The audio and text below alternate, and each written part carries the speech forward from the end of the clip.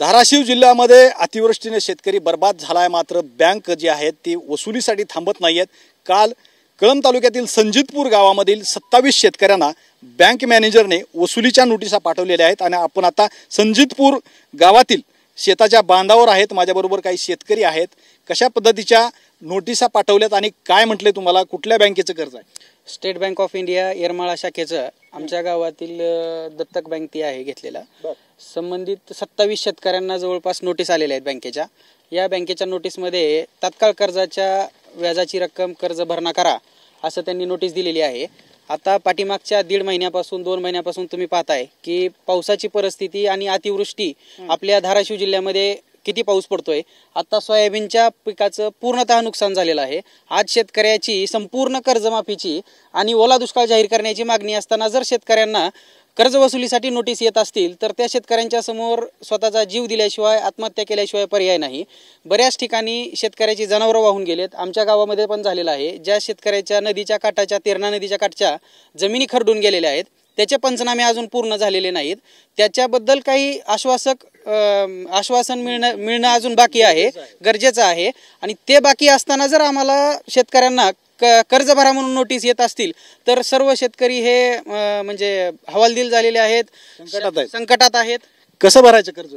कर्ज भरण्यासाठी आता काय पर्याय राहिलेला नाही, कारण जमिनी ज्या नदीच्या कडाच्या होत्या त्या तर चाटून गेलेल्या आहेत आणि ज्या सोयाबीनी इतर क्षेत्रात होत्या त्या पण सततच्या पावसामुळे त्याचं नुकसान झालेलं, सोयाबीन सगळी कुजून गेलेली। कर्ज भरायला चान्स नाही, आता कर्ज भरता येतच नाही। मग सध्या तर आत्महत्या करावी लागेल किंवा मग सरकारने आमच्या जमिनी घेऊन जाव्या, त्या जे सोयाबीन आहेत शेतात ते बँकेनं यावं, काढावं आणि घेऊन जावं।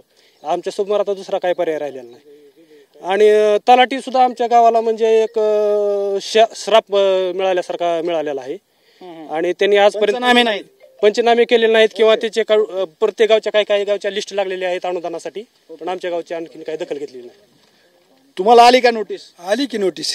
कसं भरायचं आता? का आता आत्महत्या करायची गरज आहे। गुडघ्यात कली पाणी आहे रे शेतात, सगळं पंचायत झाली सगळी। नदीला 3-3 दिवस पाणी उतरत नाही, संपर्क तुटतोय। पुन्हा बँकेनं तगादा केलाय। आता महिना पाऊस झालाय, चालू आहे। काय म्हणतात बँकवाले?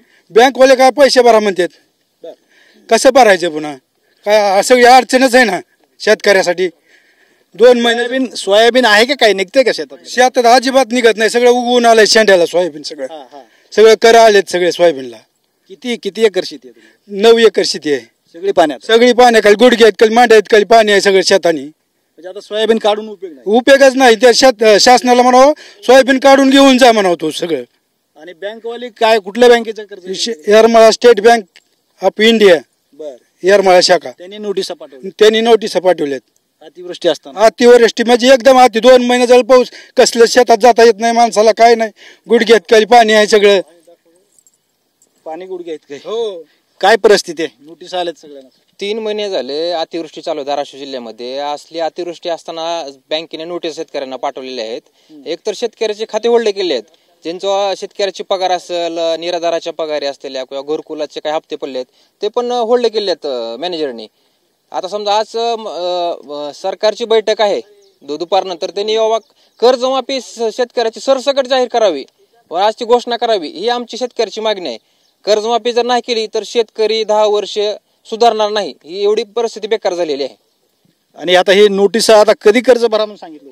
कर्ज भरा म्हणून नोटीस आल्या त्या। शेतकरी काय आता ही कर्ज भरू शकणार नाही, शेतकऱ्याला आत्महत्या करावं लागणार आहे। मग असं जर तगादा राहिला तर संजयपूरचे शेतकरी आत्महत्या करतील।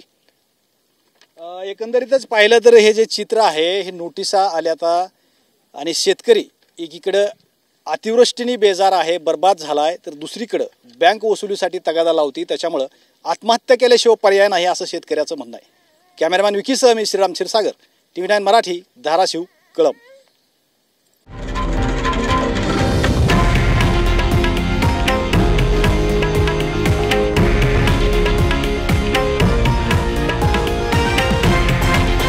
हे आहे देशातील नंबर 1 न्यूज नेटवर्क आणि आपण पाहत आहात TV9 मराठी, एकमेव।